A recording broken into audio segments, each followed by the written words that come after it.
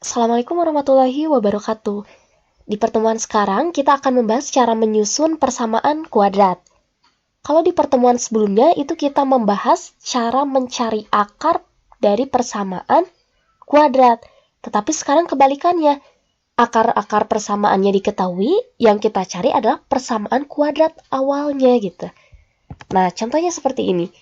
Untuk yang pertama, tentukan persamaan kuadrat jika diketahui akar-akarnya, yaitu X1-nya sama dengan negatif 2 dan X2-nya itu 5.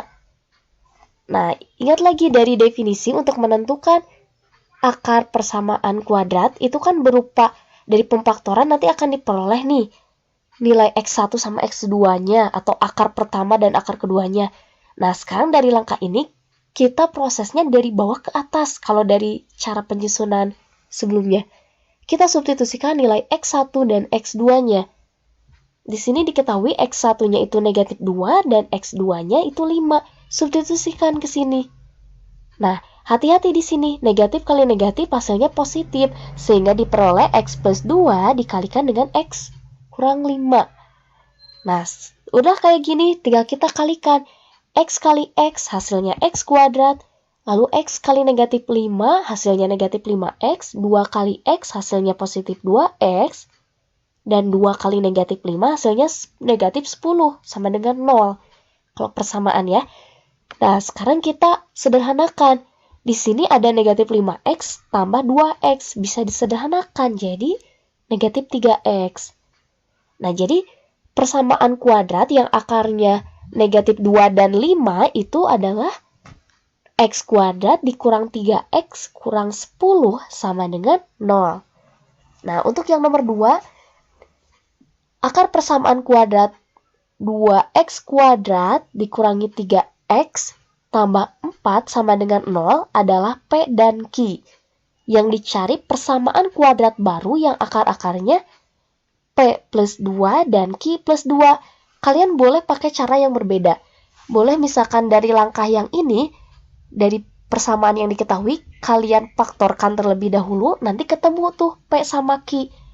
P-nya nanti tinggal ditambahkan 2, Q-nya tinggal ditambahkan 2, lalu nanti lanjut ke tahap yang sebelah sini. Boleh seperti itu, atau cara yang kedua, kita tentukan nilai A, B, sama C-nya. A-nya itu 2, B-nya negatif 3, C-nya itu 4. Di sini kita cari hasil penjumlahan akar dari definisi sebelumnya. Penjumlahan akar itu negatif B per A. B-nya itu negatif 3, berarti negatif kali negatif 3. Dibagi A, A-nya itu 2.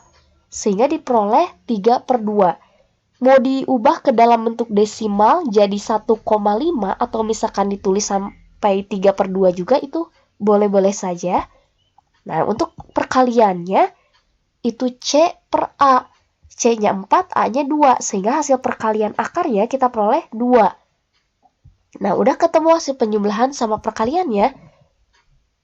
Nah, sekarang kita tentukan nilai X1.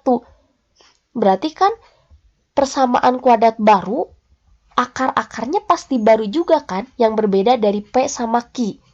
Misalkan akar sekarang itu P plus 2 dan akar satunya lagi yaitu Q plus 2. Jadi ada 2 nilai. Nah, kalau udah ketemu 2 nilai, tinggal kita lakukan seperti langkah yang tadi. Kita jumlahkan.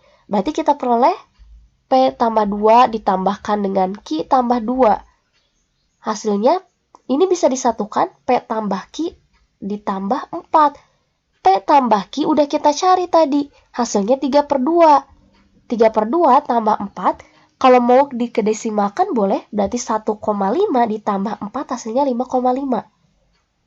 Ini dari hasil penjumlahannya. Sekarang kita cari hasil perkaliannya. Dari sini kita peroleh PQ ditambah 2P ditambah 2Q tambah 4. Nah, yang ini karena sama-sama punya angka 2 bisa kita keluarkan.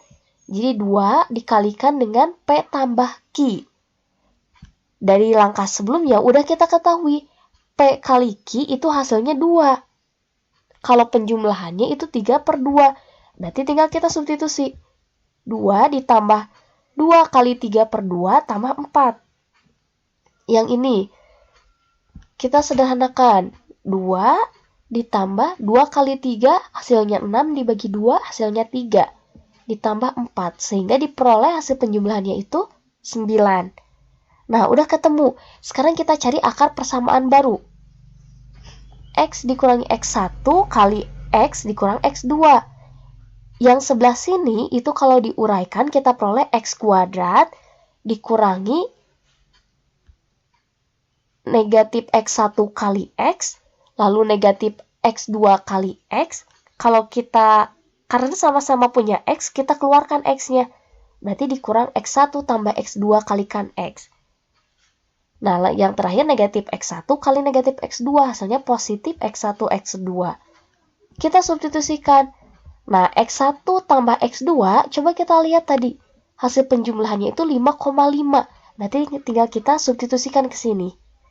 Sedangkan hasil perkaliannya adalah 9. Nah, sebenarnya sampai langkah ini juga udah benar, tapi supaya lebih mudah memahaminya, karena di sini ada bentuk desimal, kita kalikan aja dengan bilangan lain, dengan bilangan genap, supaya hasilnya tidak desimal. Boleh dikali 2, dikali 4, dikali 8, atau 10, atau bilangan genap lainnya. Nah, misalkan sekarang kita kalikan 2 aja, sehingga diperoleh hasil persamaannya 2x kuadrat dikurang 11x tambah 18. Jadi persamaan kuadrat baru yang akar-akarnya P tambah 2 dan Q tambah 2 yaitu yang ini. Nah, itu cara menentukan persamaan jika diketahui akar-akarnya. Nah, sekarang kita akan membahas penerapan dalam kehidupan nyata dari persamaan kuadrat ini. Sekelompok buruh menerima suatu pekerjaan dengan upahnya Rp462.000. Jika salah seorang anggota kelompok itu mengundurkan diri, salah seorangnya mengundurkan diri berarti berkurang tuh satu anggota kelompoknya. Maka setiap anggota kelompok akan menerima upah 11.000 lebih banyak. Nah, yang kita cari jumlah anggota kelompoknya ada berapa sebelum si orang yang satu itu keluar. Nah, kita misalkan dulu, banyaknya anggota kelompok itu sebanyak X orang, sekian orang gitu. Berarti kan setiap orangnya itu punya upahnya itu 462.000 untuk setiap orang. Nah, sekarang karena satu orangnya udah keluar, berarti anggotanya bukan X lagi. Berarti sebanyak X kurang 1. Maka setiap anggota kelompok bukan 462.000 dibagi X lagi, tetapi upahnya 462.000 per X kurang 1 rupiah. Dengan selisih kedua nilainya adalah 11.000. Selisih, berarti karena lebih banyak 11.000 ya selisihnya, berarti tinggal kita kurangi. Karena yang ini lebih besar katanya 11.000, berarti yang besar kurangi yang kecil. Ini kurangi ini sama dengan 11.000. Nah, kita samakan penyebutnya. Kita cari bilangan, atau lebih mudahnya kita kalikan silang aja. X itu kita kalikan ke sebelah sini, dikurang yang X negatif 1, X kurang 1 itu kita kalikan sebelah sini. Nah, jadi diperoleh yang ini. Dan 11.000 itu kita kalikan dengan X plus 1, kalikan juga dengan X. Ya, jadi diperoleh seperti ini. Nah, ini karena angkanya gede-gede nih, kita sederhanakan aja, karena bisa dibagi 11.000 ternyata. Ini diperoleh 42X, dikurangi 42 kali X kurang 1, sama dengan, ini berarti habis yang sebelah sininya, jadi sisa X kali X kurang 1. Nah, kita jabarkan yang sebelah sini. Berarti 42X dikurangi 42X, ditambah, hati-hati ya, negatif kali negatif hasilnya positif, berarti ditambah 42 sama dengan X kuadrat kurang X. Ini habis, ada yang habis. Tinggal 42 kita pindah ruaskan aja ke sini. Jadi diperoleh X kuadrat dikurang X kurang 42 sama dengan 0. Nah, kalau udah ketemu berarti tinggal kita faktorkan. Cari dua buah bilangan, kalau dikalikan jadi negatif 42, kalau dijumlahkan itu jadi negatif 1. Berarti bilangannya 6 sama 7. Nah, dari sebelah sini berarti X plus 6 sama dengan 0 atau X kurang 7-nya yang 0. Sehingga nanti akan kita peroleh X-nya itu negatif 6 atau 7. Nah, karena yang dicari itu jumlah anggota, berarti jumlah anggota itu orang. Orang itu tidak ada yang negatif. Berarti kita ambil yang positifnya aja. Berarti ini diterima untuk nilai X-nya, yang ini enggak. Jadi kesimpulannya, jumlah anggota kelompok tersebut ada 7 orang. Nah, seperti itu. Silakan dipahami. Sampai ketemu lagi di pertemuan berikutnya. Wassalamualaikum warahmatullahi wabarakatuh.